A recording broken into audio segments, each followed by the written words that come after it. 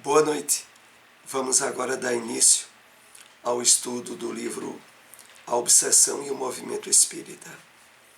E como sempre de hábito, vamos fazer um breve comentário sobre uma mensagem do Espírito Emmanuel, extraída do livro O Evangelho de João, comentado por Emmanuel, capítulo 17, versículo 14. Aprendizes do Evangelho à espera de facilidades humanas constituirão sempre assembleias do engano voluntário. O Senhor não prometeu aos companheiros senão continuado esforço contra as sombras até a vitória final. Então vamos aqui fazer algumas observações para preparar o nosso estudo. Emmanuel nos chama aqui uma grande advertência sobre a compreensão do Evangelho do Cristo e da sua proposta de libertação ou de salvação para todos nós. E ele começa aqui dizendo a nós que muitos aprendizes do Evangelho que esperam facilidades humanas pelo fato de ter aderido à proposta do Cristo constituirão assembleias do engano voluntário, ou seja, estão profundamente iludidas. E em seguida ele explica. Na verdade, Jesus não prometeu aos companheiros senão continuado esforço contra as sombras até a vitória final. Vamos entender aqui essa segunda parte desse parágrafo que estamos comentando de Emmanuel. Continuado esforço contra as sombras é uma referência às sombras íntimas que cada um de nós traz. A todo o campo sitiado por vícios, desequilíbrios e afastamento das leis divinas e que fazem parte do nosso passado reencarnatório. A grande libertação proposta pelo Cristo vincula-se à nossa superação de tudo isso que, de fato, se constitui verdadeiros grilhões, correntes, a nos impedirem o despertamento da consciência profunda associada às leis divinas.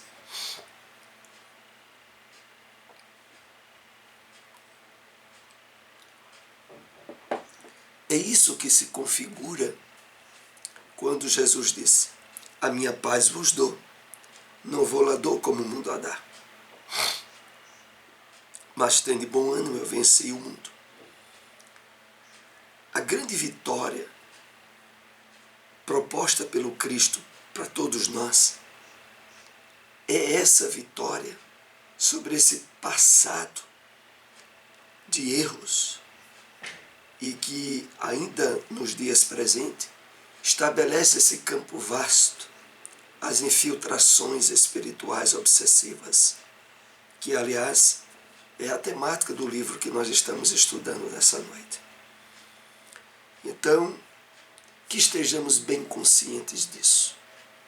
Jesus se propõe a nos dar as mãos, a nos dar meios, agora através da doutrina espírita, para que saiamos vitoriosos. Mas é de uma batalha que se estabelece dentro de nós mesmos. Então hoje, no primeiro capítulo do livro que nós estamos abordando, lembrando que os estudos anteriores encontram-se no canal no YouTube, análise das obsessões hoje sob o subitem intercâmbio mental. Vamos para o primeiro tópico que separamos para compartilhar. Fixada a ideia infeliz, os porões do inconsciente desbordam as impressões angustiosas que dormem armazenadas, confundindo-se com as informações atuais, ao tempo em que se encontra em desordem pela influência da parasitose externa. Então, no primeiro capítulo deste livro, que faz toda uma análise de como se estabelece as obsessões, inclusive nós começamos a abordar esse livro no estudo anterior. Aqui traz para nós mais alguns detalhes de como esse processo vai se estabelecendo. E diz assim: fixada a ideia infeliz, os porões do inconsciente desbordam as impressões angustiosas. É o seguinte: o grande campo aonde se estabelecem as infiltrações obsessivas é no nosso inconsciente profundo. O nosso inconsciente de vidas passadas, sobretudo. E lá, como é feito aqui a referência, os porões do inconsciente, as partes mais profundas dele, é aonde desbordam as impressões angustiosas. Como assim? Uma das características mais explícitas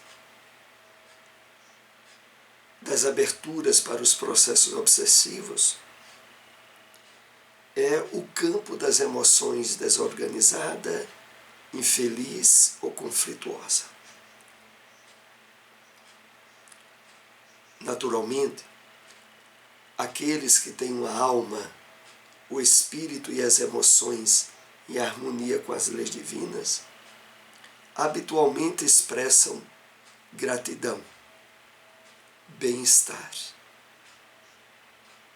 paz e calma íntimas. As pessoas que intimamente estão de bem com a vida. É a maior proteção contra os processos obsessivos, sem dúvida.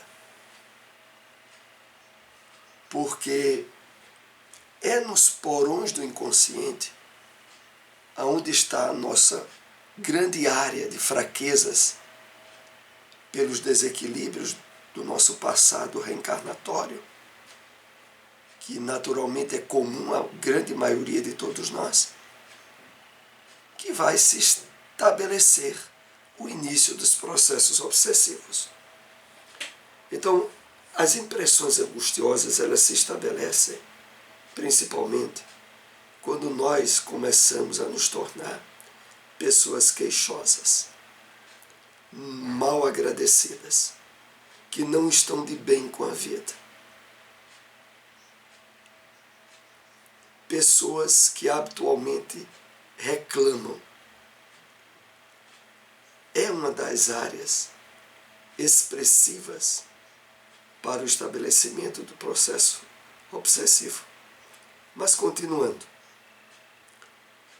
confundindo-se com as informações atuais, ao tempo em que se encontra em desordem pela influência da parasitose externa. Como assim? Confundindo-se com as informações atuais é porque, sob a atuação obsessiva de espíritos desencarnados, que de algum modo passam a nos perseguir, sejam quais forem os motivos, eles facultam com que aquele clima de desarmonia íntima estabeleça conflitos com o que a pessoa está vivendo agora. E aí muitas vezes a pessoa está, inclusive, num bom momento da sua vida pessoal, familiar, da sua vida de relacionamento. Mas quando menos pensa, começa a dar guarida a pensamentos desconcertantes sobre isso. Começa a perceber desagrados, desequilíbrios na área emocional, da possessividade, do ciúme e de problemas outros, muitas vezes sem fundamento atual. O fundamento é o passado de desequilíbrio. É os porões do inconsciente. Prossigamos. Por natural processo seletivo e tendo em conta as tendências emocionais e intelectuais do paciente, a injunção produz melhor aceitação das recordações perniciosas, que servem de veículo e acesso ao pensamento invasor.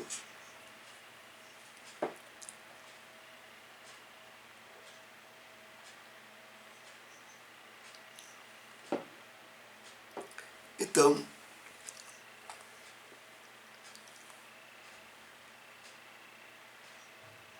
há de se ter em conta que no nosso passado reencarnatório, características, pontos fracos que são percebidos pelos espíritos desencarnados tornam-se as áreas para onde eles direcionam mais o pensamento invasor, trazendo recordações perniciosas ou doentias ou viciosas para o contexto da realidade atual em que se vive. Se dá mais ou menos o seguinte, dando aqui um enfoque mais abrangente.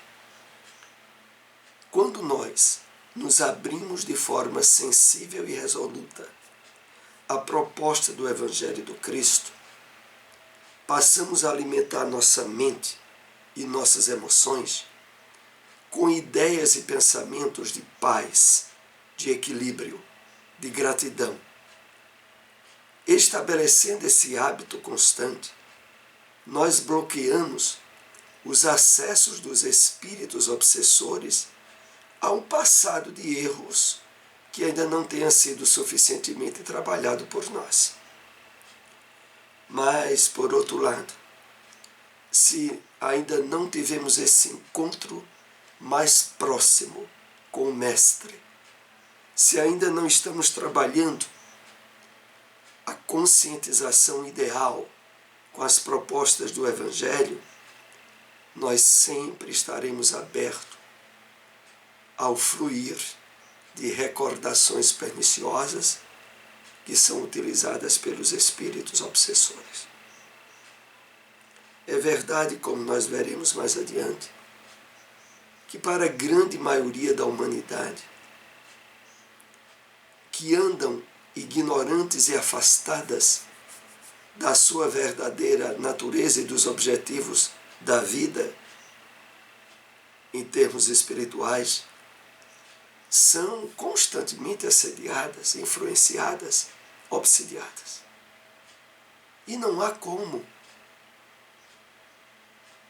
Estamos num mundo de provas e expiações, onde a maioria de nós está ainda muito imaturo na sua caminhada evolutiva e muito fragilizado pelo passado de erros. E não estando ainda desperto para o trabalho de espiritualização, de renovação íntima, facilmente nos tornamos presas de espíritos obsessores. de espíritos doentes e desequilibrados. É claro que isso aqui começa a ser tratado de modo pessoal, depois se expande para as áreas em que nós atuamos, inclusive no movimento espírita. Não é porque estamos no movimento espírita que isso significaria um maior nível de protecionismo espiritual.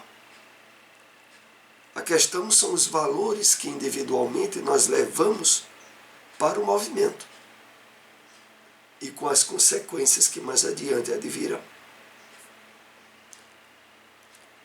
A polivalência mental, em casos desta natureza, tende ao monodeísmo, que produz os quadros da fascinação torturante e, por fim, da subjugação de difícil reversibilidade.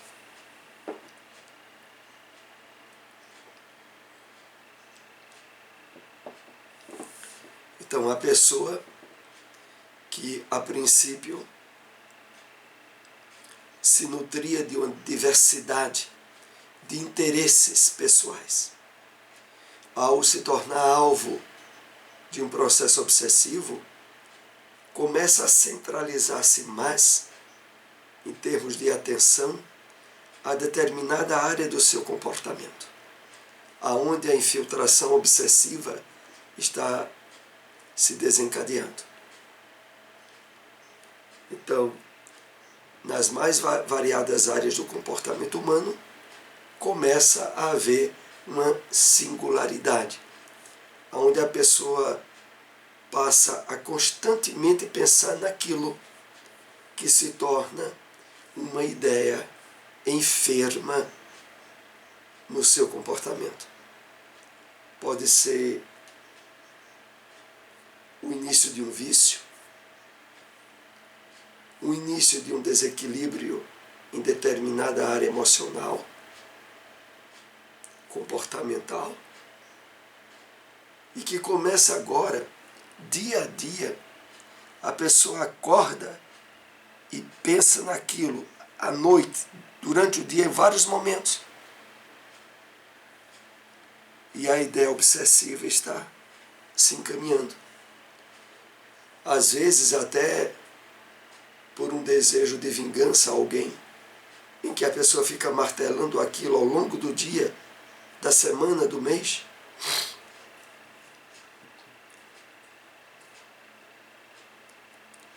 A obsessão simples é parasitose comum em quase todas as criaturas, em se considerando o natural intercurso psíquico vigente em todas as partes do universo.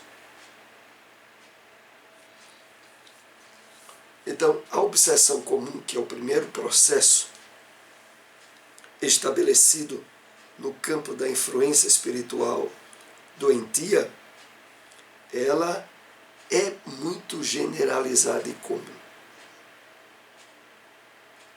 O que faz com que nós estejamos protegidos, pelo menos em termos gerais, a esse tipo de incidência obsessiva, é a aproximação que trabalhemos de forma cada vez mais constante, a aproximação com o Evangelho do Cristo, com o trabalho de renovação íntima, com a atenção ao que a gente pensa, sente e faz durante o dia a dia. Para a grande maioria das pessoas, que apenas se percebe como um homem encarnado, sem haver as perspectivas de entendimento espiritual da vida, invariavelmente sofrem com constância um impacto de natureza obsessiva. É claro que aqui é preciso fazermos uma separação. Não significa que a pessoa que não tem um entendimento espírita seja esse grande grupo que, por esse fato, tenha mais portas de acesso a processos obsessivos. Não é isso. São os hábitos mentais e comportamentais da criatura, que, independente de religião, podem ser meios de proteção ou de fragilidade às infiltrações obsessivas. Há pessoas que, mesmo desconhecedoras da proposta do Evangelho do Cristo, são pessoas virtuosas, praticantes da caridade, da humildade, do altruísmo,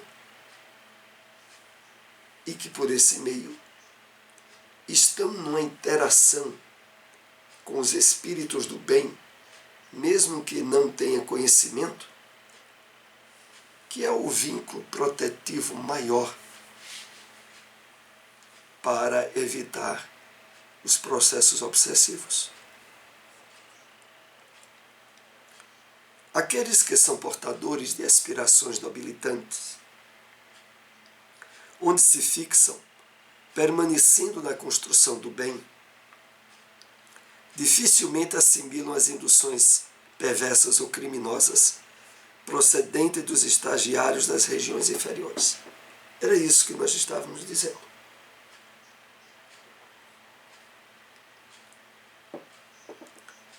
Ser portador de aspirações nobilitantes, virtuosas, elevadas, é um fator protetivo, independente de religião.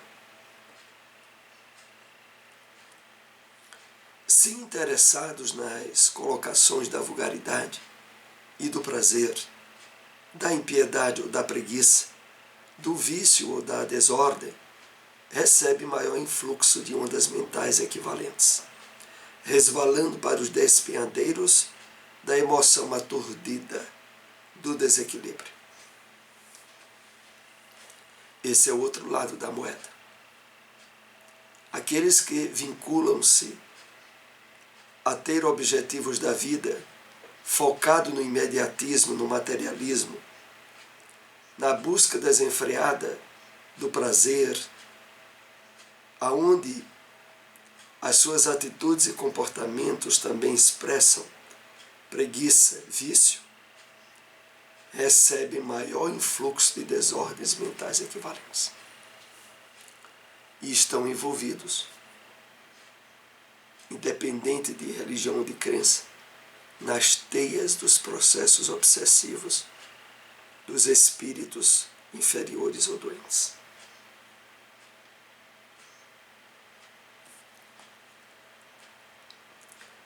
Conduzem ao leito, antes do repouso, antes de dormir,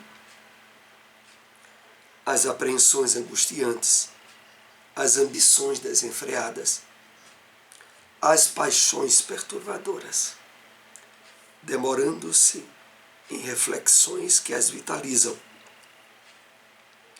vivendo-as pela mente, quando não encontram meios de fruí-las fisicamente.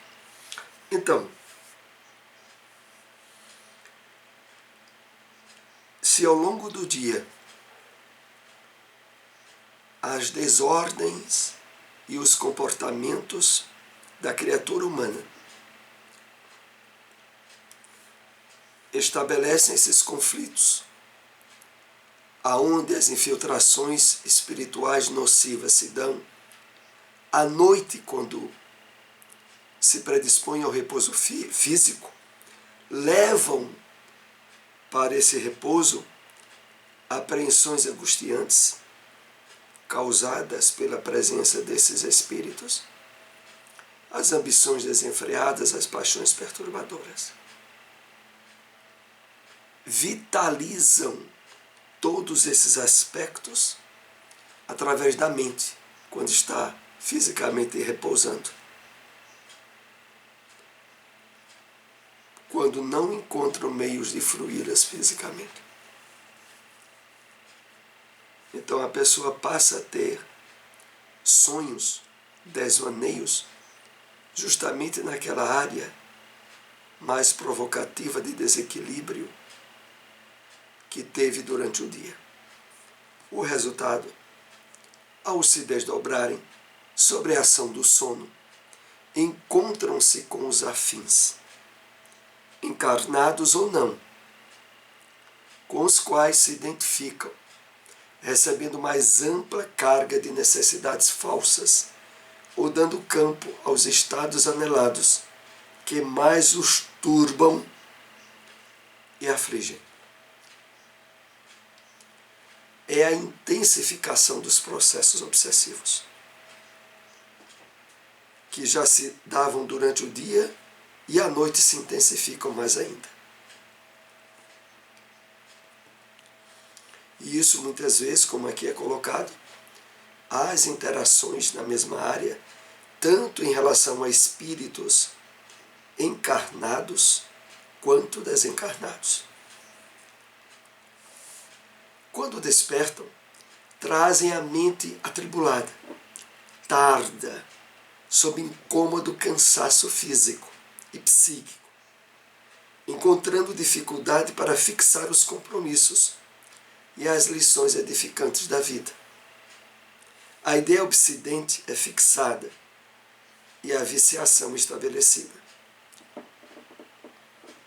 Então, eis aí o resultado da noite de desdobramentos ou de sonhos. Ao acordar e se perceber mais cansado, até mesmo de como estava antes de dormir, percebendo incômodos, são advertências do que aconteceu durante a noite e não foi de maneira nenhuma positivo para o equilíbrio do espírito. E aí, a ideia obsedente é fixada e a viciação estabelecida. Então, há invariavelmente, quer durante o dia, quer durante a noite, a presença dessas interferências espirituais negativas que a grande maioria da humanidade tem estado aberto e recebe frequentemente. Já não se trata do pensamento que busca acolhida, mas da atividade que tenta intercâmbio, mantendo diálogo, discutindo, analisando as questões em pauta, sempre de natureza prejudicial, e que a uma pessoa sadia causaria repulsa instintiva. Aqui já é aquela situação onde a pessoa passa a ter durante o dia diálogos aparentemente consigo mesma, aonde é colocado ideias para determinadas ações que nada mais são do que o resultado dessas interferências espirituais obsessivas. É como se a pessoa passasse, para aquele que não tem o esclarecimento espiritual de como isso se dá, ela passa a conversar com ela mesma, mas sempre recebendo sugestões e impulsos para o desequilíbrio moral, para determinados vícios, sempre de natureza prejudicial. E que se fosse uma pessoa sadia, que não estivesse sobre aquela incursão obsessiva, perceberia o absurdo daquelas ideias. Mas, normalmente, aquele que está sob o impacto do processo não percebe. E fica achando coerência nas ideias que recebe, nos absurdos que passa a escutar e alimentar. Mas que o paciente gosta de cultivar, do que decorre a predominância do parasita espiritual, que mais se acerca psiquicamente da casa mental e da vontade do seu consorte. Então, o alimento daquela conversa não se dá totalmente fora de propósito. É porque na constituição íntima da pessoa, do seu inconsciente profundo, emerge aquela característica de abordagem que a infiltração obsessiva fica trabalhando, dialogando, e que aparentemente causa um certo tipo de completude. Completude para o desequilíbrio. Então é aquilo, como, por exemplo, para encerrarmos essa explicação.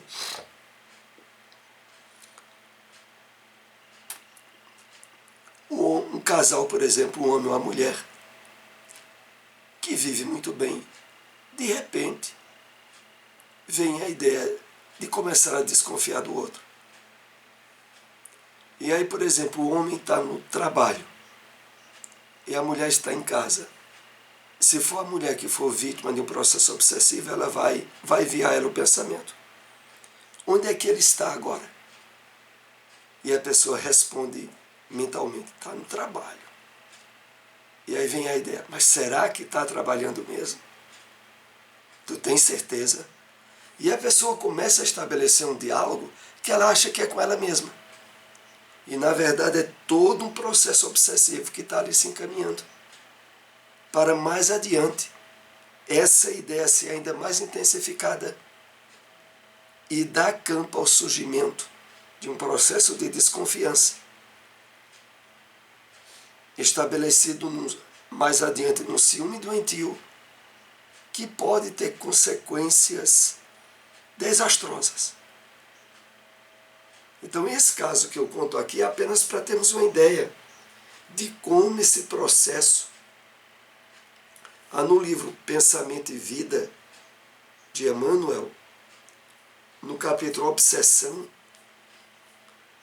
a colocação que Emmanuel faz a respeito disso, quando ele diz assim: a ideia obsediante vem como o debuxe, ele usa essa palavra, do espírito na mente daquele ao qual ele quer dirigir essa infiltração obsessiva. O debuxe é como se fosse a ideia, o projeto. É lançado em termos mentais pelo espírito que está obsediando ou dando encaminhamento a esse processo. Então ele faz com que, olha, será que ele está mesmo trabalhando? Tu tens certeza? E aí joga na mente da pessoa o quadro sugestivo de que na verdade ele não estaria no trabalho. Então os espíritos, para cultivarem a fixação desse processo obsessivo, usam de diálogos, de sugestões, os quais o mecanismo de proteção que o Evangelho do Cristo nos traz e que nós somos chamados a colocar em prática em qualquer situação é aquele dito pelo apóstolo Paulo na carta aos Filipenses. Tudo que é bom, tudo que é louvável, tudo que é de boa fama, tudo que é honesto, tudo. E aí Paulo sai alinhando uma série de virtudes. Nisso pensai. Porque quando o pensamento nosso abre portas para ideias malsãs, cuidado, podemos estar no início de um processo obsessivo. Bom, aqui nós interrompemos o estudo desse capítulo. Esse tema básico ainda continuará nos próximos encontros. Agradecemos àqueles que nos acompanharam. Se possível, compartilhem essas informações. Boa noite a todos.